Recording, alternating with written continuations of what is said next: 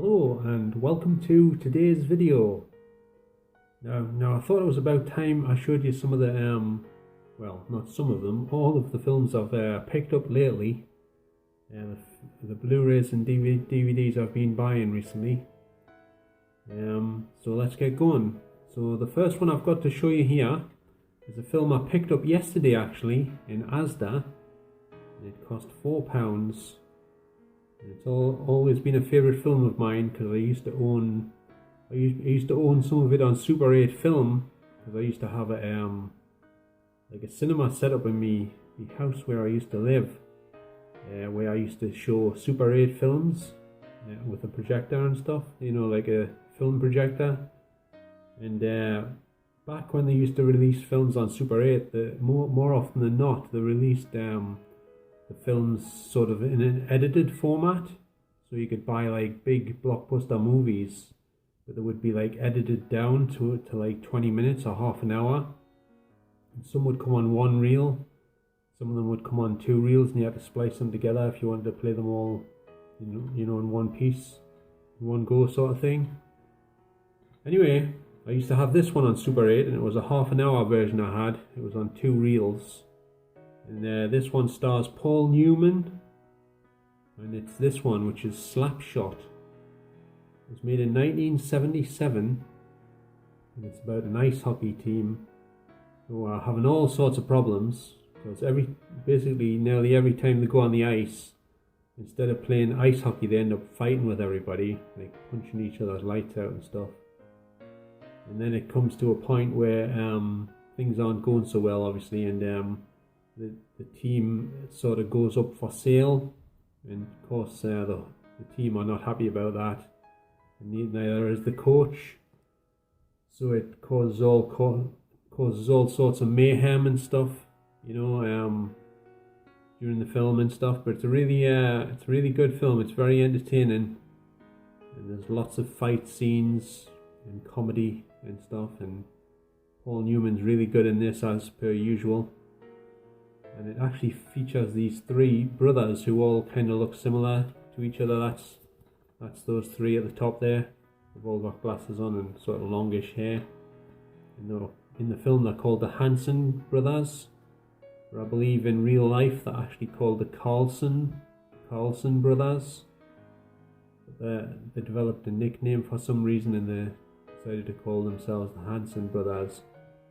They're actually real professional ice hockey players, and they're not actually actors, but they decided to use them in the film instead of trying to get actors to play them, because they were really good at the ice hockey stuff and everything, so they used them instead.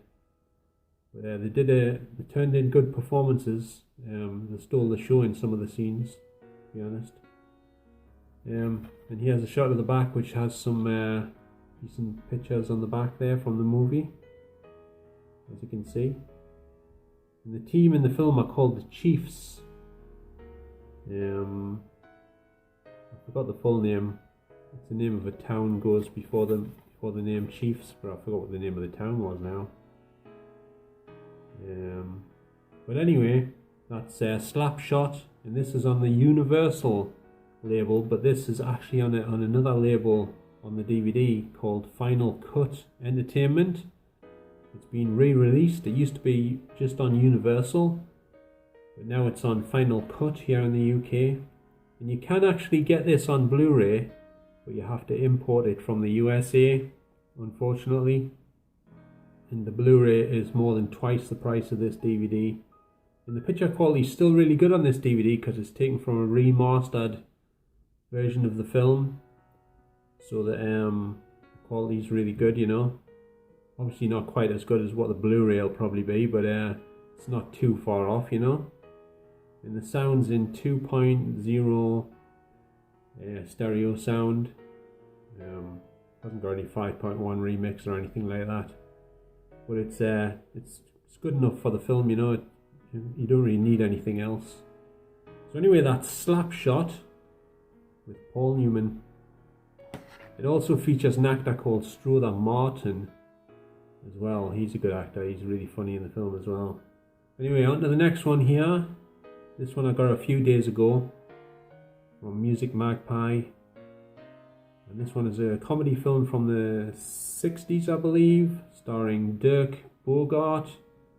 And this is Doctor at Sea. This is from the popular series of films about Dr. Simon Sparrow and his misadventures and stuff, and his comedy exploits in all these movies. They made quite a few of these films. I'm not sure how many there was made in total, but at some point Dirk Bogarde packed in playing Dr. Simon Sparrow, and somebody else took over the part. I forget the name of the actor that took over, but they replaced him with somebody else basically. I haven't seen those ones, and I haven't seen all of these films either. In fact, I haven't seen this one yet either. So I think the only one I've seen is Doctor in Distress, which I actually used to own some of it on Super 8 Film once again, and I used to watch that quite a lot.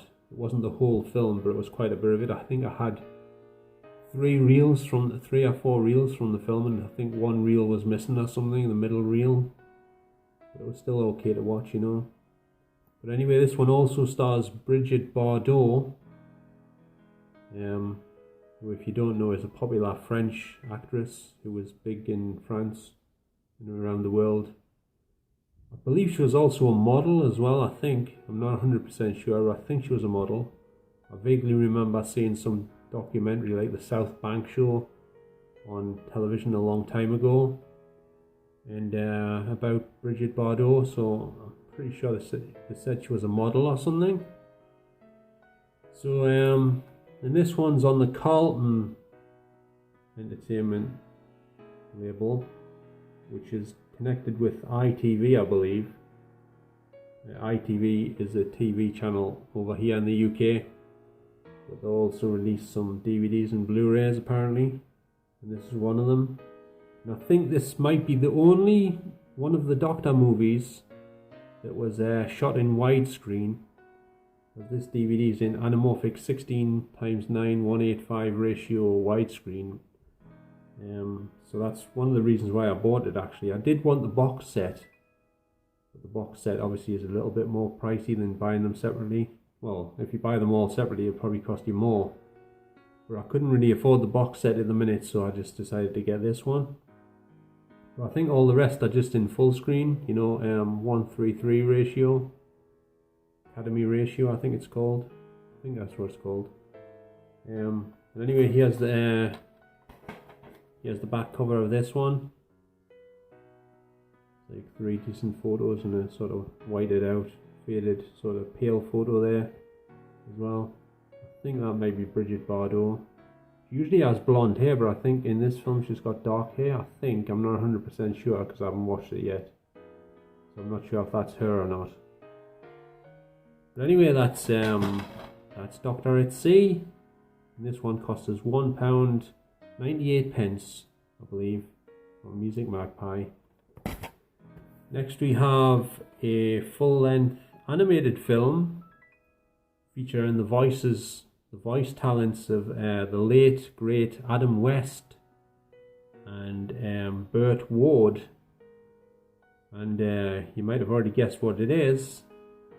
And it's this one, which is Batman Return of the Cape Crusaders. This is an animated version of the popular 60s Batman and Robin TV series, which featured Adam West as Batman and Burt Ward as the boy wonder Robin. And this one is I think it's let's see. It's on 78 minutes, on for 78 minutes, and it features all the villains that were in the TV series, including the Penguin, the Riddler, the Joker, and Catwoman. So there are a lot of my favourites from this show. I used to watch it all the time when it was on the TV back in the day. So I haven't watched this one yet.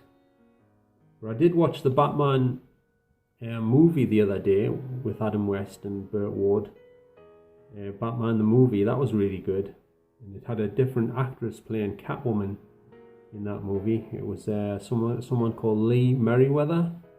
she took over from Julie Newmar because Julie Newmar had other engagements or something. She was doing something else, so she didn't have time to appear in the film version.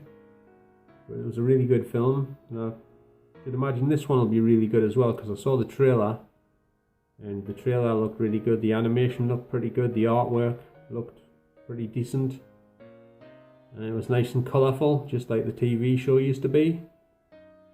And like I say, it features all those villains that were in the TV show as well, so it looked very much like the actual TV show. The only difference was, or is that it's animated, and that's pretty much the only real main difference.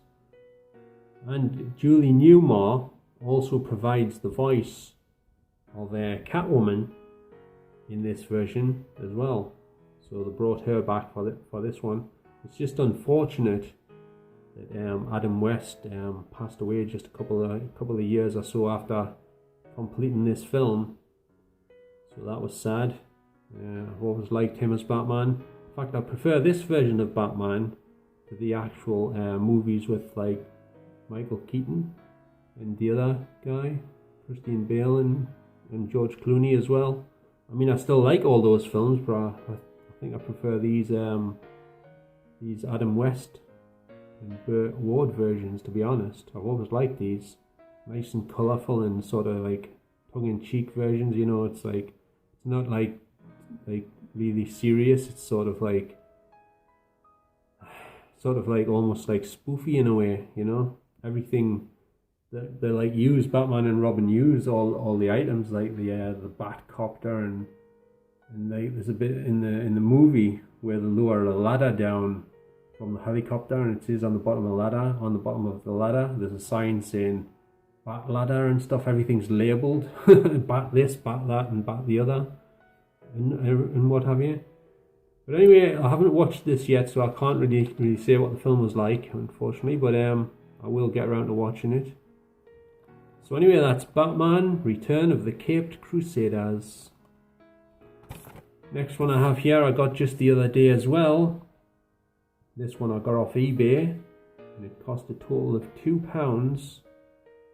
And this one I haven't watched yet, but it did win the Academy Award, that's the Oscar, for Best Picture. And this one is called The Shape of Water. I don't really know much about it, apart from it's about a woman who can't actually speak, I believe, who is in this place under the, I don't know if it's under the sea or it's in a laboratory or what, but there's like tanks full of water, and there's a creature that lives in there in the water. Something similar to the creature from the Black Lagoon, from what I could tell from the trailer. Yeah, the creature looked similar anyway. The film's probably nothing like the creature from the Black Lagoon though.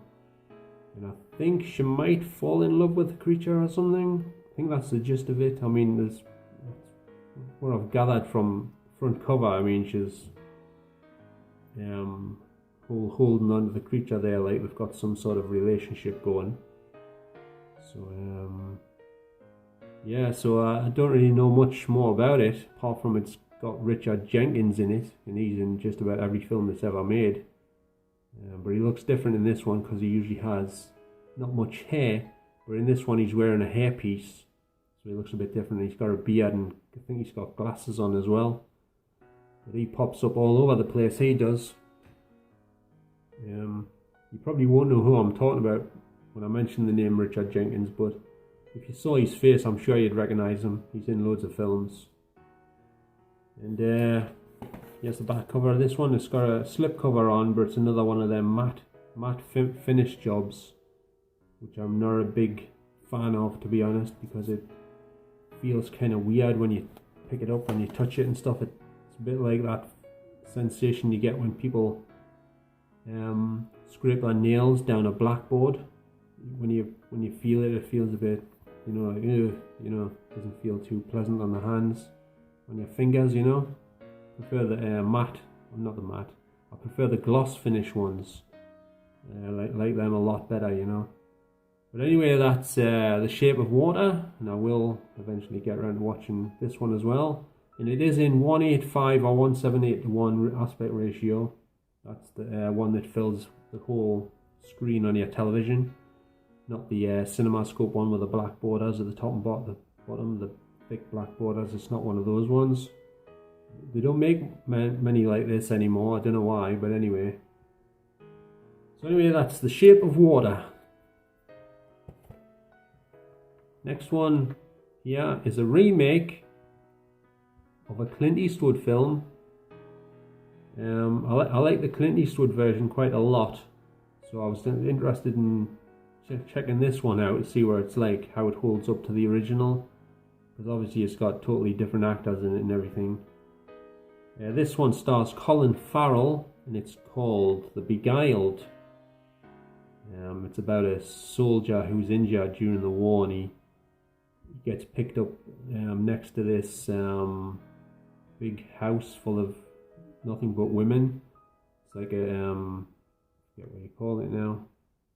Like, I don't know. It's not exactly a convent or anything, but it's a place where just women live, and there's like a woman who's in charge of them all in the house, and keeps them in check and everything, and tells them what to do and everything. And they take him in to sort of nurse him back to health. But the trouble is, he takes advantage of the hospitality, and he ends up seducing loads of the women because they find him rather attractive. They're not used to being around men and stuff because it's all women in there, like I say. And they take like an instant attraction to him. And he ends up sleeping with quite a few of them, and they all believe they've got some sort of relationship going with them, sort of, and then they find out they're like seeing the other ones and stuff and going to bed with them, and they're not too happy. So I'll not give the end away if you haven't seen it, but it all ends a bit badly, shall we say. Perhaps that's giving too much away, but I won't say exactly what happens. But it's a really good film. I don't know whether this version is as good as the original, because I haven't watched it yet, like I say. But it does star some really good actors, like Nicole Kidman is the head woman of the house. And it's also got Kirsten Dunst and Elle Fanning. And that's pretty much the main actors in it. And it's directed by Sofia Coppola, who's probably most famous for directing, what's it called again? Bill Murray. I forgot the name of it. Anyway, the name escapes me right now. Film with Bill Murray and Scarlett Johansson. You probably know what I'm talking about. Lost in Translation, that's it. Yeah, she directed that one. That's her most famous film, I think, that she's been associated with. And here's the back cover of this one. It's got one of them really annoying digital code banners across the back. I hate those things. Apart from that, there's some decent photographs there. Colin Farrell, and I think that's not sure who that is. It's a bit small, I can't make the face out. But anyway, that's the back cover, and I'm not sure if there's some special features. A shift in perspective and the Southern style documentaries. So at least there's a couple of extra features on this one. So that's The Beguiled, the new version, starring Colin Farrell, Nicole Kidman and Kirsten Dunst and Elle Fanning. Next one we have here is a 3D movie, which is about dancing and relationships and stuff. And I've got all the other films in this series, so I thought I'd get this one as well. This one was only £2.50, I believe. Like I say, it's in 3D, and it's got the 2D version as well. And this one's called Step Up 5 All In. Haven't watched this one yet either, but I'm sure it's quite good. I hope so anyway. At least the 3D should be fairly decent, I should imagine. I mean, I might be wrong, like, but it looks like it might be decent, you know. These films are usually quite interesting to watch. You know, the relationship aspect of them, and the music and everything, and the dancing and all that. Quite lively and entertaining most of the time. Most of them have been, especially the early ones. The first film in this series featured Channing Tatum and Jenna Dewan, and they ended up getting married after appearing in that film together. And she changed her name to Jenna Dewan Tatum, apparently. She also featured in another favourite film of mine, which was called Tamara. So anyway, I don't know much or anything about the story of this one because I haven't read the back.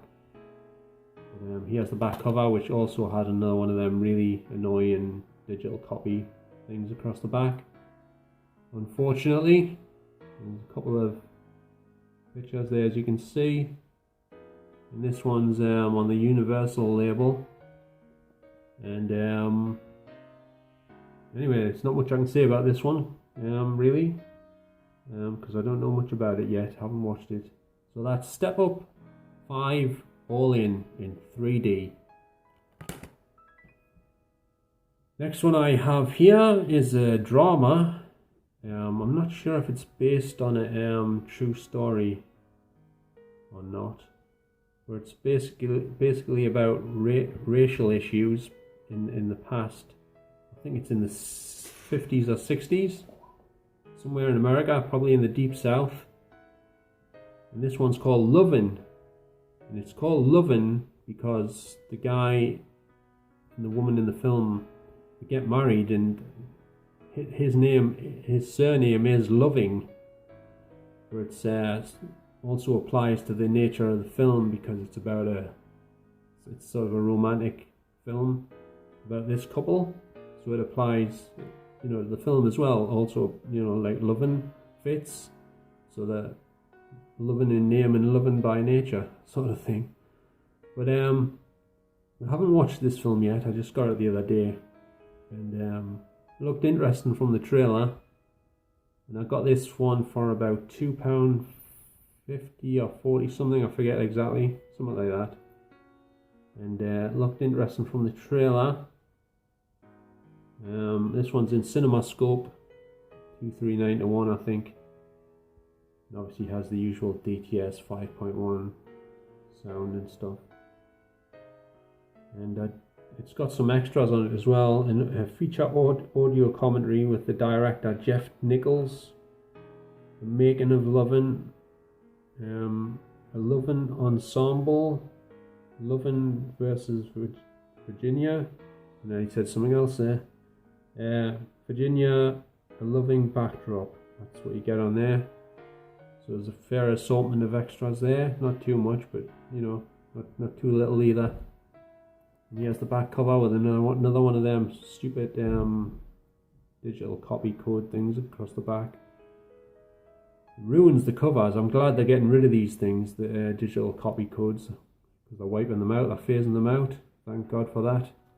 Anyway, so that's Loving, and starring Joel Edgerton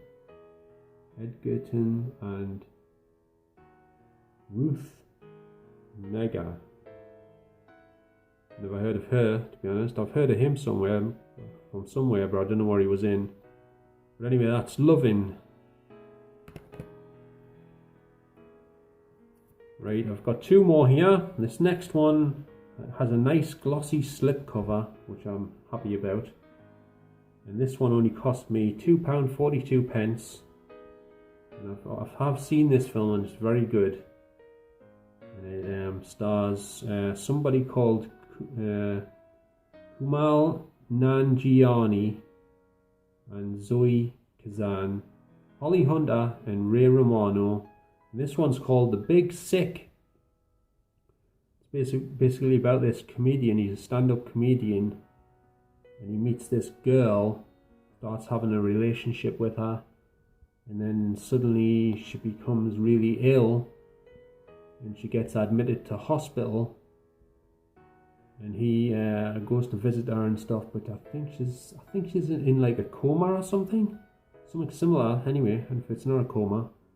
And he gets to, during this period of time where his girlfriend's ill, he gets to know our parents really well, and he hangs out with our parents and stuff, gets to know our dad really well and our mother. And the film's basically all about, the relationships between him and our parents and stuff, and his comedy routines and stuff on stage and all that. But it's a really funny film, and it's got lots of drama in it as well. Lots of really good performances. It's well liked, this film. It's got a lot of good quotes from critics on the back. Like one says it's fresh, funny and gloriously romantic. Another one says it's a comedic gem. And this other one says a gut-bustingly funny. And the last one says it's hilarious. So, they don't usually put the bad stuff on the cover though. That's one thing about this. They always put the positive quotes on the cover of films. Even they don't put the things said negatively about the films, obviously. But anyway, it's a really good film. I enjoyed this one. Watched it quite a while ago, but I thought I'd get it since it was so cheap. And it's a really good film. So that's The Big Sick. Right, this last one here stars Michael Keaton, and I have actually watched this one as well. And it's about the guy who started off the McDonald's restaurant chain. And this one's called The Founder. Like I say, I watched this and it was really good. Michael Keaton gives a very good performance in this movie. Very convincing. He's always very convincing in everything he does, I think, actually. And I'll give a bit of it away. It's a bit of a spoiler here if you haven't seen it. But early on in the film, he's going around different places like restaurants and stuff, trying to sell something. He's like a salesman. And then he comes across this McDonald's restaurant. There's already a McDonald's restaurant in the film, but it's not like a franchise. It's not a chain store. And he starts working with them and talking to them and stuff, and he thinks the burgers are really good and the way they do it and everything, the way everything's set up, the way they do things and everything.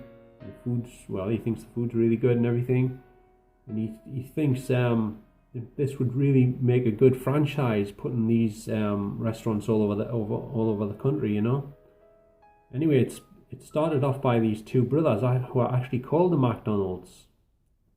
But as the film progresses and he starts making more restaurants around the country, he puts them in an awkward situation where he basically forces the company off them. So he basically steals McDonald's from the McDonald's brothers who actually started it in the first place. He becomes too powerful and everything, and he's making loads of money. I don't know how he did it. So basically, Michael Keaton manages to successfully take the business and the whole company from these two McDonald's brothers, and he makes it his own. He makes it out that he started the McDonald's restaurant chain off himself, So yeah, the film is very well photographed. It was set, I think, in the 50s, and the scenes and the cars and the sets and everything looks immaculate. The cars look brand new. There's no cars that look sort of weather beaten or aged or anything. All the cars look spanking brand new, brand spanking new rather, like really shiny and everything, colourful and pristine looking. And the restaurants and everything, the old restaurants, and they've obviously paid huge attention to detail when they've built these restaurants, and the way they looked in the past, like making them look exactly like how they looked when they were back in the 50s and stuff. And the film also stars Linda Cardellini. She turns up playing Patrick Wilson, because Patrick Wilson's in the film later on as well. She turns up playing his wife. And Michael Keaton has an instant attraction to her, and he doesn't really hide the fact either.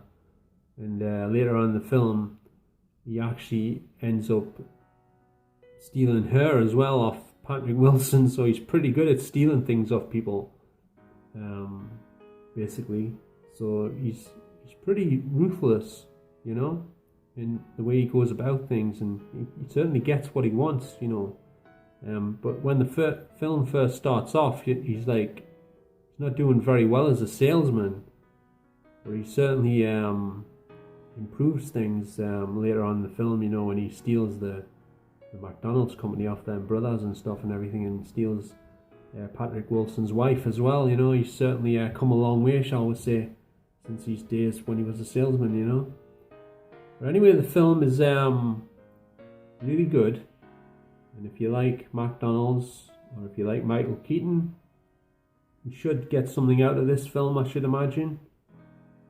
I did think it would have featured some like sort of up-to-date McDonald's in the film, but there's nothing like that. Everything's set in the 50s.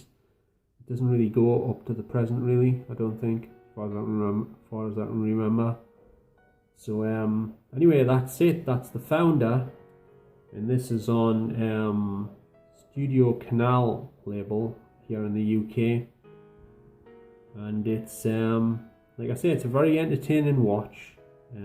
It might not be a film for everybody, but I certainly enjoyed it. And he has the back cover of this one. I believe there is some extras. There's a lot of nice pictures on this one. There is some extras on this, but they're really hard to see on here. But there's some featurettes about like how they built the first McDonald's restaurant in the film. There's like a time lapse footage of them building it and stuff. Haven't really watched it, but that's what it says it's called here. And a few other bits and pieces. So anyway, that's The Founder. It's the last one I've got to show you for today. You may or may not have noticed that I haven't been doing too many videos lately. And there's a reason for this. One of them reasons is I haven't been feeling so good, and I'm still not feeling so good. And the other reason is me videos are doing absolutely terrible on here lately. In fact, I don't think there's hardly anybody watching them. So I was thinking to myself, what's the real point of making any if nobody's actually watching them? If people don't like my videos, what's the point of making any more, you know? But so I was almost thinking of quitting, but I thought to myself, well, perhaps I shouldn't really quit yet, because I mean, I've got a few people watching, but not many, because I've been looking at me analytics on YouTube Studio Creator, or whatever you call it, Creator Studio, and it appears that on most of my videos, a lot of people are actually like not watching them all the way through, and they're just watching a couple of minutes and then switching them off. So I was thinking to myself, oh my god, I'm doing terrible on here, like this is not good. So anyway, the chances are most people won't even have reached this point in the video, because they've probably switched off already. But anyway, I just thought I'd tell you about that anyway. So I'd just like to thank everybody for watching this video. If you've made it this far, thanks very much for watching all the way through to this point. And don't forget to like, comment and subscribe if you like some of my videos, or if you've enjoyed this video. And I shall see you on the next video. And so thanks very much for watching, everyone. And I shall say bye for now. So see you later. Ta-ra.